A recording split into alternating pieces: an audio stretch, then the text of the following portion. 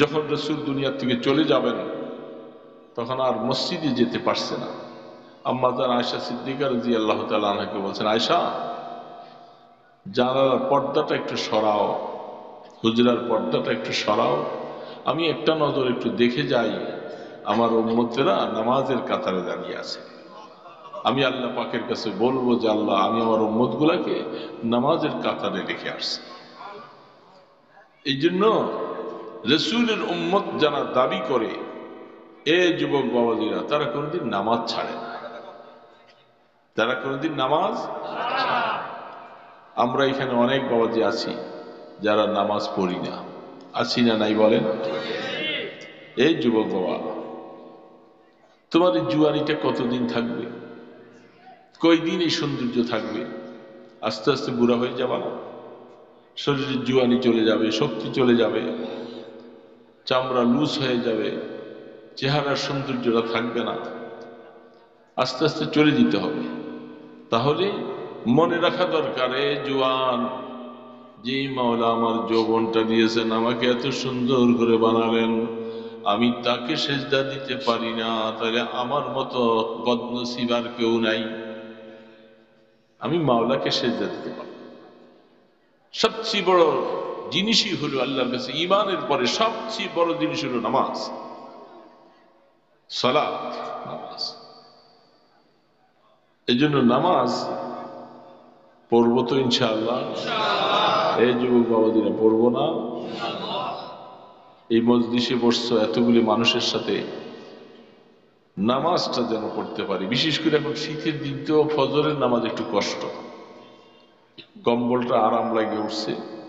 শীত তো এখানে এখনো বসে আছি, ওই দিকে উত্তরবঙ্গে যথেষ্ট শীত, অনেক শীত, কুয়াশা, রুমের মধ্যে হিটার চালাইয়া তারপরে শীত হয়েছে, এত ঠান্ডা। এত ঠান্ডার মধ্যে সেখানে এই মাহফিলের মধ্যে রাত্রে 12টা, 12:30টায় যে মোনাজাত দেওয়া হয়েছে, তাও তো মানুষ বসে আছে। আর এত সুন্দর ব্যবস্থাপনা নাই। ওই দেশে মানুষ কষ্ট করতে পারে বেশি, তারা পরিশ্রম করবার অভ্যস্ত। এই জন্য আমি বললাম যে আপনারা যেভাবে এই বালির উপরে একটা পাতলা কাপড়, যেগুলো ওই যে ডেকোরেশনের কাপড়টা বিছিয়ে দিছে, এটার মধ্যে বসে বসে ওয়াজ শুনতেছে, আশ্চর্য কথা। তো এখন শীতের দিন সকালবেলা আল্লাহ পাক শীতও দিয়েছেন, গরমও দিয়েছেন। গরমের দিনে রাত্রটা আবার ছোট, শুইতে শুইতে একটু দেরি হয়ে গেলে সকালে ঘুম সারে না, উঠতে পারে। আর শীতের দিন রাত্রটা বড়, কিন্তু শীতের কারণে সাহস করে উঠতে পারে না। এখন কোন দিকে যাবে? আল্লাহ তো আমাদেরকে নিয়ে বড় বিপাকে। হ্যাঁ, রাত্র বড় দিছি যে তোমরা নামাজটা যেন ঠিক মতো পড়তে পারো। এখন শীতের কারণে পড়ি না, অজু করতে কষ্ট। আবার যখন ছোট রাত, ওই সময় ঘুম সারে না, এখনো ঘুম ভাঙে নাই, কি করব? সিদ্ধান্ত নেন, কি করবেন, নামাজ পড়বেন কি পড়বেন না? সবাই বলেন বাবা, যুবকরা। এই এরা না, এরা আপনারা তো পড়েনি, আমার যুবক বাবাজিরা যারা পিছনে আছে এদের কথা বলতেছে। আমরা কি নামাজটা পড়বো রে বাবা? আল্লাহকে একটু দেখাই দাও না, আল্লাহ আমরা নামাজই যেন হয়ে যাই। আল্লাহ আপনি একটু দেখেন, এই জামার নামাজ আমরা না পড়লে বাবা কে পড়বে? আল্লাহ পাক কুদরতি ক্যামেরা উঠে নিছে, হাত লাগান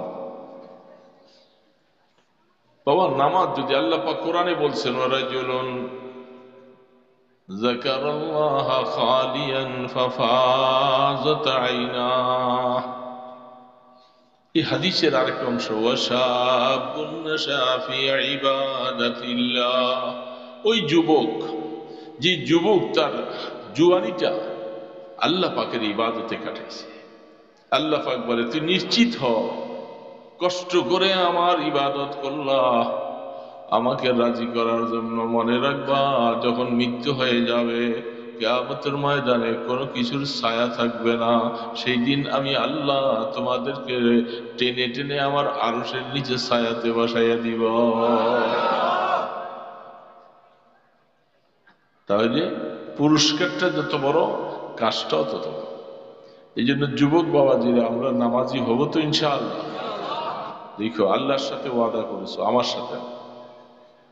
তো হযরতে খুবাইব রাদিয়াল্লাহু তাআলা আনহু দেখেন মৃত্যু হয়ে যাবে, তার কথা হলো আমার জীবনের শেষ আমলটা যেন নামাজ হয়। এটা বহুত বড় কপাল। বহু মানুষ এরকম পাওয়া যায়, নামাজে দাঁড়িয়েছে। আমাদের মাদ্রাসায় আমাদের একটা ছাত্র ইফতা বিভাগে পড়তো, সারাদিন কাজকর্ম করেছে, কাপড় চোপড় কিছু ধুইছে, বন্ধের দিন আসরের নামাজ পড়তে দাঁড়াইছে মসজিদে, এক রাকাত পড়ে আরেক রাকাতে দাঁড়াইবার সময় ঘুরে পড়ে গেছে, বাস শেষ। মৃত্যুটা বড় দামি মৃত্যু। এই জন্য মুসলমান ভাইরা, মৃত্যুটা বড় দামি। নামাজের হালাতে মৃত্যুবরণ করা, নামাজ অনেক বড় দামি জিনিস। তা আমরা ইনশাআল্লাহ নামাজ পড়ব। হযরতে খুবাইব রাদিয়াল্লাহু তাআলা আল্লাহর কাছে নামাজ চাইছে, নামাজের সময় দিছে, মনে চাইছে আরো বেশি বেশি লম্বা করে নামাজটা পড়তে, বলে তারা বলবে মৃত্যুর ভয়ে কেরাত লম্বা করছে। এই জন্য তাড়াতাড়ি নামাজ শেষ করছে। শেষ করে যখন শুলিতে চড়াবে, ওই সময় ইচ্ছা করে উনি কপালটা বাইতুল্লাহর দিকে ফিরেইতেছে। কাফেররা তার মাথাটা বাইতুল্লাহর দিকে থেকে ফিরে দিছে। শুলিতে উঠাইছে, এখন শুলিতে বসাই দিবে। বারবার চেষ্টা করেছে, তারা সেদিকে দেয় না। তখন হযরতে খুবাইব বলতেছে, فأينما تولوا فثم وجه الله। আল্লাহ কোরআনে বলছে তুমি যেদিকেই চেহারা ফিরাইবা আল্লাহ সেদিকে আছে। তোমরা আমার চেহারাটা ফিরেই দিলা, আমার আল্লাহ ওই দিকেও আছে। যখন শুলিতে চড়াচ্ছে, তখন বুখারী শরীফে হাদিসগুলি আসছেন এসব, وما بي حزار الموت لإني لميت وإن إلي أبي ومرجعي ولست أبالي حين أقتل مسلما بأي شق كان لله مسرعي وذلك في ذات الإله وإن يشاء। তিনি বলতেছিলেন, বুখারী রাহমাতুল্লাহ আলাইহি হাদিসে আনছেন, আমাকে তোমরা এই অবস্থায় মারতেছ, আমার কোনো পেরেশানি নেই, কারণ যে অবস্থায় আমি একজন ঈমানদার, আমি মুসলিম, ঈমান রাখা অবস্থায় তোমরা আমাকে শহীদ করতেছ, কোনো পেরেশানি নেই। তার মানে এখন এই ঈমানদার বাবা মনে রাখো, যদি মওতের সময় আল্লাহ ঈমানের উপরে মৃত্যুটা দেয়, কোনো পেরেশানি আর থাকবে না। এগুলি দলিল হাদিস থেকে এক একটা। এই জন্য সবসময় আল্লাহর কাছে চাওয়া যে আল্লাহ আমার মৃত্যুটা তুমি ঈমান রাখা অবস্থায় মত দিও, তাইলে আর কোনো পেরেশানি নেই। যখন তাকে শুলিতে চড়ানো হইল, রূহটা যখন বাইর হয়ে যাবে, এমন সময় বলতেছে আল্লাহ, আমার খুবাইবকে যখন শুলিতে চড়াইতেছে, আমার তো জীবনে আর তোমার বন্ধুর সাথে আর দেখা হলো না, আমার সালামটা তুমি তোমার বন্ধুর কাছে পৌঁছে দাও। রাসূল মেহরাবে বসা, জিবরিল আলাইহিস সালাম সালাম পৌঁছে দিলেন। সেখান থেকে বসে আল্লাহ রাসূল সালামের জবাব দিতেছেন, ওয়া আলাইকাস সালাম ইয়া খুবাইব, হে খুবাইব তোমার সালামটা আমার কাছে পৌঁছেছে, তুমি শুকর আদায় করো, তোমাকে শহীদ করে দেওয়া হচ্ছে, আল্লাহ পাক তোমাকে উত্তম জাযা দান করবে। সাহাবায়ে কেরাম বলেন, খুবাইব কোথায় ইয়া রাসূলুল্লাহ, আপনি কোথায়? খুবাইব বলে, এই যে খুবাইবের সালামটা আমার কাছে এইমাত্র জিবরিল পৌঁছে দিয়েছে, আমার খুবাইবকে এখন শহীদ করা হচ্ছে, শুলিতে চড়ানো হচ্ছে। রাসূল কাঁদতেছে, সাহাবারাও কান্দে। ওই সময় হযরত খুবাইব রাদিয়াল্লাহু তাআলা শহীদ হয়ে গেলেন। যখন উনি রূহটা বের হয়ে যায়, ওনার মাথাটা অটোমেটিক কিবলার দিকে ফিরে গেছে। ওরা যতবার মাথাটা ঘুরাইয়া দেয়, ছাইড়া দিলে চেহারাটা কিবলার দিকে ফিরে যায়। এখন রূহ নাই, কিন্তু মাথা অন্যদিকে থাকে না, ছেড়ে দিলে ওরা কয়েকবার করে বিরক্ত হয়ে গেছে, আরে এটা এখন মুর্দা লাশ, এও দেখি মাথা ঘুরে যায় বারবারে। তারপরে তারা 40 দিন পর্যন্ত ওনাকে সেখানে সুটকি বানাইয়া রাখবে, নামাইতে দিবে। আল্লাহ রসুল বলছিলেন, কে পারবা তোমরা আমার খোবাইবের লাশটা শুলির থেকে নামাইয়া একটু মাটিতে ফালাইবা, আল্লাহ পাক কবরটা করে দিবে, কে পারবা? 40 জন পাহারাদার চতুর্দিকে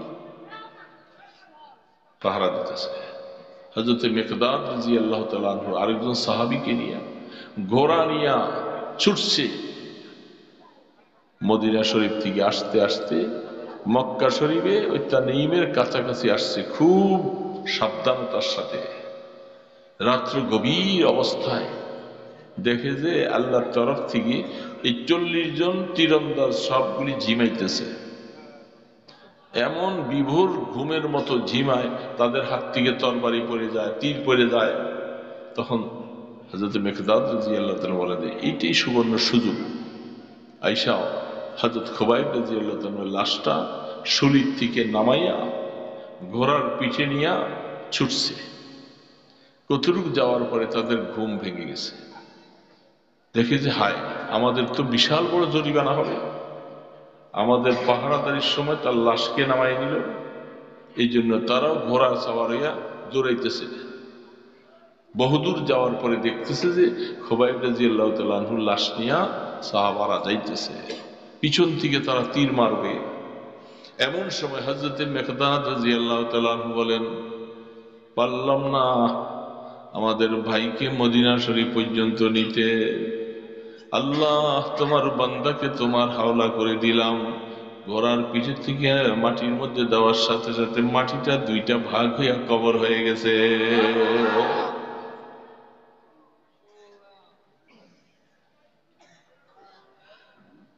এই জন্য বুখারী রাহমাতুল্লাহ আলাইহি ওনার নামের সাথে লিখছেন বলিগুল আর্থ, সিফত লিখেছেন, তার গুণ লিখেছেন।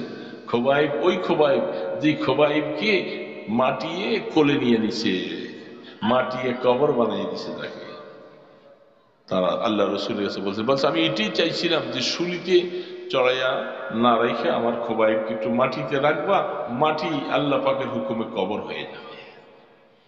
তো দোস্ত, এরকম সাহাবায়ে কেরামদের জীবনীগুলি আমাদের সামনে আছে। এই জন্য আল্লাহর দ্বীনকে জমিনে টিকিয়ে রাখার জন্য যদি এরকম ধরনের কোনো পরিস্থিতি আসে, আমরা কি করব? আমরা কি আল্লাহর দ্বীনের জন্য জিহাদ করতে রাজি আছি? রাজি আছি সবাই? বুড়াদেরও বহুত সময় আছে, বুড়ারাও জিহাদে গেছে। এই জন্য মনে রাখা লাগবে, কাফের মুশরিকরা যেভাবে চতুর্দিক থেকে মুসলমানদের উপরে আক্রমণ, তারা নির্যাতন করবে, তারা ওত পেতে বসে আছে। আল্লাহ রসুল ভবিষ্যৎবাণী বলেছিলেন, গজওয়ায়ে হিন্দের জন্য প্রস্তুত থাকা লাগবে। তাদের সাথে, কাফের মুশরিকদের সাথে এমন যুদ্ধ বেঁধে যাবে, ইনশাআল্লাহ সেদিন মুসলমানরাই বিজয়ী লাভ করবে। হয়তো সাহাবায়ে কেরামদের মতন কিছু শহীদ হয়ে যাবে, তারপরে আল্লাহ পাক মুসলমানদেরকে বিজয়ী দিবে, তাদের অস্তিত্বও খুঁজে পাওয়া যাবে না ইনশাআল্লাহ। তখন এই ভারত থাকবে না, এটা টুকরা টুকরা হয়ে যাবে। এই জন্য আমরা যুবক বাবাজিরা মনে রাখো, আল্লাহর দ্বীন আল্লাহর জমিনে টিকে থাকুক, এর জন্য যা কিছু করা দরকার আমাদেরকে করতে হবে।